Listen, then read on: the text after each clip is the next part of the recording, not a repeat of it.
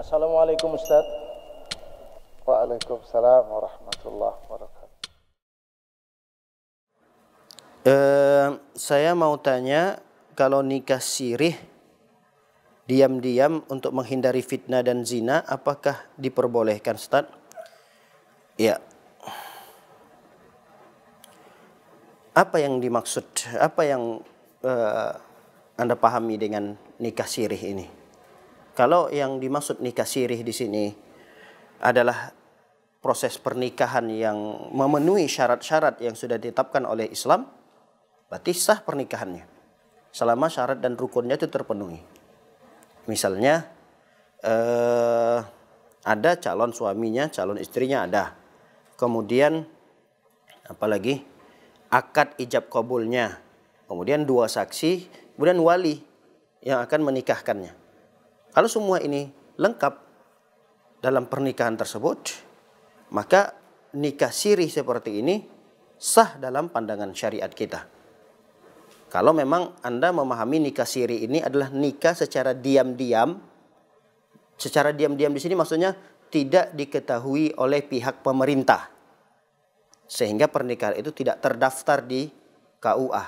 Kalau ini yang dimaksud pada di pernikahan sirih itu, maka nikahnya sah.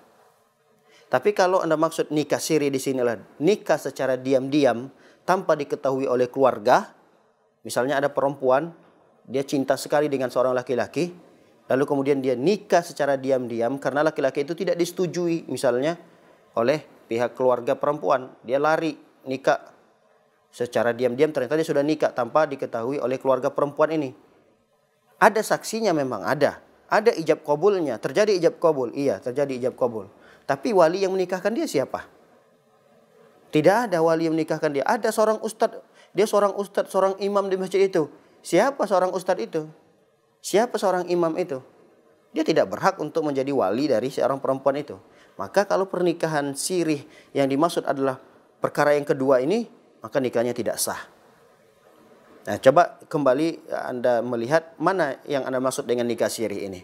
Kalau yang dimaksud nikah sirih ini adalah nikah yang tidak terdaftar di pemerintahan, maka secara syar'i nikah itu sah. Cuma pernikahan yang seperti ini tidak disarankan oleh para ulama. Tidak disarankan oleh para ulama karena mudaratnya besar. Setelah terjadi pernikahan itu akan muncul mudarat demi mudarat. Pertama, kalau kita tidak terdaftar dalam pernikahan, kemudian anaknya lahir dari pernikahan tersebut. Anak ini kan butuh data nanti untuk kenegaraan. Dia kalau mau buat misalnya akte kelahiran, akte lahir misalnya, gimana cara membuat akte lahir untuk anak yang baru lahir ini? Mudaratnya besar. Kasihan anak ini sampai besar tidak punya data kependudukan, juga tidak punya, kakak tidak punya, semua tidak punya. Kemudian nanti kalau suaminya meninggal, ini bahaya. Istri sahnya tapi dari pernikahan sirih ini tadi, anak-anaknya yang sah dari pernikahan sirihnya tadi ini, bisa jadi tidak diketahui oleh keluarga si suaminya ini. Bisa jadi dia juga punya istri pertama. Ini kan orang yang satu keluarga tadi ini, istri dan anak-anaknya tadi, dalam pandangan Islam dia mendapatkan warisan. Tapi karena dia tidak terdaftar, tidak ada bukti di kenegaraan bahwa ini adalah bagian daripada keluarga suami yang meninggal tadi, ya sudah tidak mendapatkan apa-apa dalam hukum Indonesia gitu, hukum positifnya. Nah, oleh karenanya di sinilah para ulama menyarankan bahwa pernikahan itu harus mengikuti dan mentaati aturan dari pemerintah. Dan ini adalah kewajiban kita sebagai warga negara.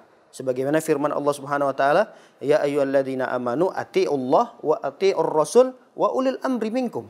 Kata Allah Subhanahu wa taala, wahai orang beriman, taatilah Allah, taatilah Rasul dan pemangku kebijakan, yaitu pemimpin yang mengurusi urusan masyarakat, yaitu pemimpin kita, para ulama. Taati mereka. Ketika pemimpin kita membuat satu aturan di dalam kenegaraan ini, pernikahan harus terdaftar, maka kita patuhi. Karena di sana kebaikan-kemaslahatan banyak sekali ketika kita mematuhi aturan yang dibuat oleh pemerintah ini. Oleh karenanya, jika pernikahan itu terjadi, ya pernikahannya sah. Namun di sisi lain dia berdosa. Pernikahannya sah, tapi dia mendapatkan dosa. Apa dosanya?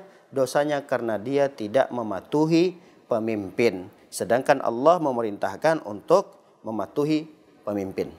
Wallahu a'lam bishawab. Kalau kita bertemu dengan saudara kita yang jelas kita ketahui dia muslim. Halo Ustaz, tanya Ustaz lebih mudah.